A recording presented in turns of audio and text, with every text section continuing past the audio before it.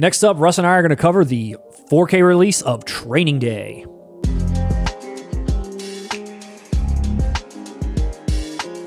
Welcome back, everyone, to 4K Kings. My name is Matt. I am Russ. And welcome to your favorite physical media channel, your movie review channel. Before we dig in, just make sure you're subscribed. Make sure to give this video a like. Leave us a comment. I love responding to them. Good.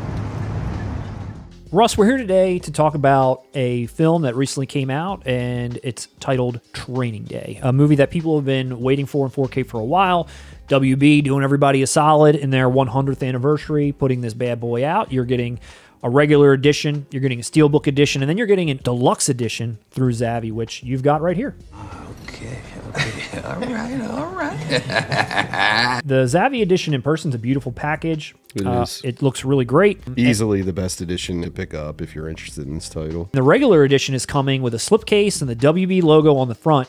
And when you take the slipcase off, you're getting a Blu-ray case.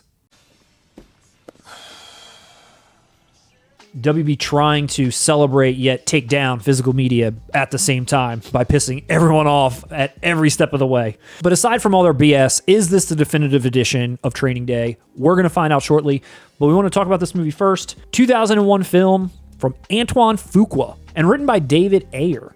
Well, the interesting thing about the script is it was written by a white kid, David Ayer. At the time, Fuqua was known for putting out The Replacement Killers, as well as a movie called Bait, and Ayer was known for writing The Fast and the Furious the same year.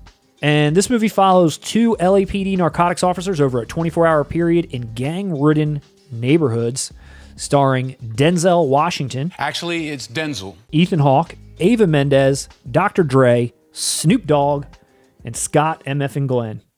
The fuck's your problem? Considered a commercial and critical success at the time it was released, praising the performances, with Denzel winning the Academy Award and Ethan being nominated. Based on real-life corruption, with Denzel adopting his appearance off of a guy named Rafael Perez, an LAPD narcotics officer who was involved in numerous scandals at the time. All right. Russ, I know you're very familiar with this movie. I've only seen this movie one time. I feel like I've got a good recollection of it, enough to have a solid conversation. I feel like the perfect jumping off point might be Denzel himself, or Denzel as he likes to be called. He knows my first name? You likened Denzel Washington to Tony Montana, and I never thought of it that way. Yeah. And I do agree that that is the level of performance we're getting here. Despite him winning the Academy Award as like an apology for Malcolm X and Hurricane and whatever else, he is absolutely incredible. You can tell, I feel like, that he's really enjoying this role. You're absolutely right about the performance aspect between Denzel and Pacino. I think the movies themselves are similar in that regard as well, because I've noticed a lot of people complain about the plot in Training Day, and this isn't a movie that I really care about the plot all that much. To me, the plot is there just so we can watch the performances. Booyah, baby! Woo! When I read a little bit about Denzel. his motivations for the performance, he viewed the character as someone that has over time done his job so well that he's learned how to push the line further and further until he becomes worse than the people he's chasing. And originally, this was supposed to be, or Samuel L. Jackson was the person in this role, but knowing what I know about this movie, I can't picture him in this movie. It's the rare time. Well, I said that was the right call to get rid of Samuel L. Jackson. You're a smart motherfucker, that's right. Just looking at Denzel on this cover, he just feels intimidating. And Yes. I don't get that from Samuel L. That's exactly what I was just about. I was just about to use the same word, intimidating. Part of the joy of when this came out in 2001, and you touched on this, was you didn't really see Denzel in parts like this. Yeah. I think with Samuel L. Jackson, it would have played a little more comedically. Yeah, I could see You that. know what I mean? Yeah. Yep. Whereas you're right. I mean, Denzel, you're like, what the fuck is going on with this guy? Especially for the first half of the movie. I have never been a huge Ethan Hawke fan or detractor. I feel like every time I see him in something, I feel like he's doing his job. He does well, and I like whatever he's like. I'm never like, oh God, him again. He's got his place. And in this film, I know you mentioned before, he holds his own against this incredible performance that's next to him. Kind of in a straight man role, but at the same time, he's bringing energy as well. You know, yeah, he's the straight man role, but he's being pushed to his edge. Correct. His life is literally in danger by Yeah. like the second half of the film. Actually, this was the film that I realized Ethan Hawke was great. I was a fan beforehand just because I was a Linklater fan as a kid, so I adored Before Sunrise. No, I didn't watch the Newton Boys. How'd you know that? Yeah, how the fuck did you know that? I always liked him, but I always saw him as soft in a Yeah. way. I always viewed him as character actor before guy. Sunrise. I always viewed him as that. But when I saw him in this, I was like, oh shit, okay. I didn't realize you could do that. And then he worked with Fuqua again, Brooklyn's Finest, and he was excellent in that too. Over the years, it's like, damn, this dude's consistent. The more I think about it, it was like Before the Devil Knows You're Dead. yeah. First Reformed was amazing, and he's not scared to do things. Yeah. I like how he pops up in horror movies, but then he'll pop up in an Oscar type film. I like actors who can navigate things that well. And before this movie, I didn't know Hawke had that. Give me a break, okay?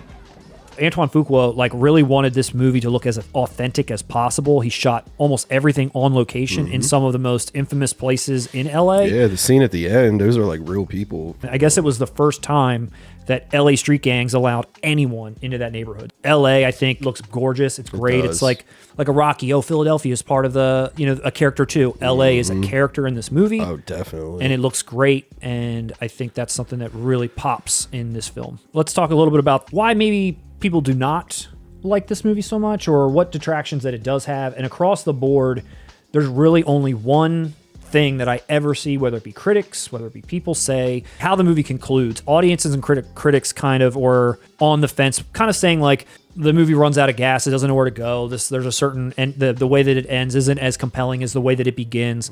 As well as me personally, I remember not entirely liking the ending either. Oh, son of a bitch!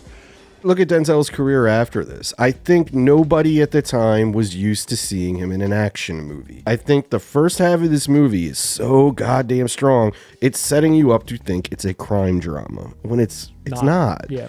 Damn, do I sacrifice not getting that first half just because Yeah. nothing could compare to this first half? Like, just give up and don't give me that at all? I see it both ways. Okay. I don't know. It never bothered me with this movie because, as I said, once it does turn into an action movie, it's still rewarding. Or not. I think that end scene's awesome when he's like, that's the Tony Montana scene to me.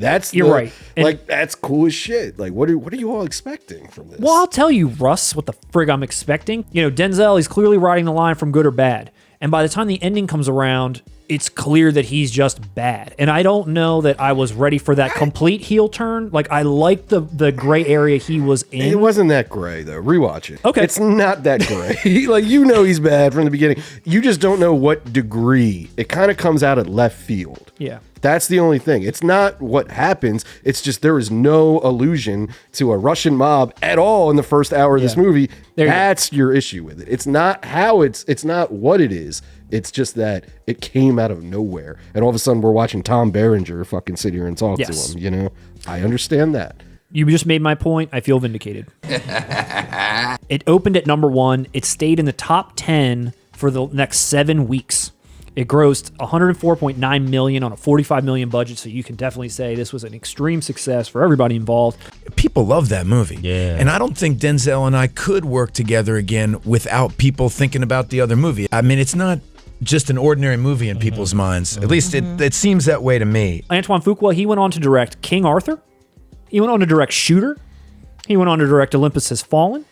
He went on to direct The Equalizer and The Equalizer 2 with Denzel, and then Southpaw. And not to mention, most recently, Emancipation with Will Smith. I watch Emancipation just to see him get whooped. So let's jump into the release really quick, just to wrap this, put a nice little bow on this Training Day package, Russ. And of course, the packaging itself, you've got the Deluxe Edition. It's beautiful. The Steelbook inside is not the Steelbook that you can buy solo through Warner Brothers. It's the better option, all around better option. I love the way that it looks. I think it's great. The reviews at large are all saying big visual upgrade. Nothing to, be upset by. It looks great. There's also, which I did not know, in the previous Blu-ray, the picture itself was stretched by 5% to fill out the screen, whereas this release is bringing back the original aspect ratio. Oh, that's ugly. It's ugly. The only thing that is, from what I can gather, people are slightly torn on, the color palette, different than what the Blu-ray was. Now, the color palette, not bad, but it's saying you're getting a lot more boost in things like the teal colors. This could very well be what was initially presented. The Blu-ray is that bad that people might only know it for the shitty transfer that it got. So now you're maybe getting this revitalized version, which Not that, again, that anyone's saying it looks bad at all, but just be prepared for a little bit of a different look, and that might not or might be up your alley. I don't know. It's your call. There's a Blu-ray that comes with this also remastered. So if you bought That's this, cool. Yeah, I love when they do that. So if you bought this edition and you don't have 4K yet, you can get the remastered blue. A new sorely needed audio upgrade as well, not to mention an Atmos track has been added. The features apparently are ancient, nothing new, but you said you like the features on there. What's the one thing that you enjoy? Honestly, if you're a hip hop fan, there's a very funny story about the Nelly song. This song created a beef with Nelly and KRS-One. He had a song back in the 80s, I'm Still Number One. And if you know anything about KRS-One, he's always going on about how he's number one. And I just always thought that it was funny that Nelly made this song for the Trading Day soundtrack with no ill will intended, nothing. Yeah. It's just like, am number one. And they just started this whole fucking feud. And I love that we have that video on this edition. Well, all around, cool movie, great upgrade. Just after talking about it, I've said this so many times. Like, I've only seen this movie once, but God, now I want to watch it again, just because I feel like I've hyped myself up about it. I think you're gonna like it more this time, honestly. I think Okay. so much. I think it's been in over 20 years. Now you can appreciate it for, all right, I know that's gonna happen. Let me just see how it's executed this way, you know? Well, if you picked this up, you're a fan of this movie, let us know what you think about the transfer. Let us know what you think about this release. Drop us a comment down below. Like this video if you learned anything about Trading Day that you might not have known before. Please stick around with us. Coming up soon, we're going to have videos on some DVDs that should have made it to Blu-ray. We're going to have an interview with the co-owner and art director of Everything Blue. We got a lot of great content coming out for everybody, so stick around and we'll see you soon.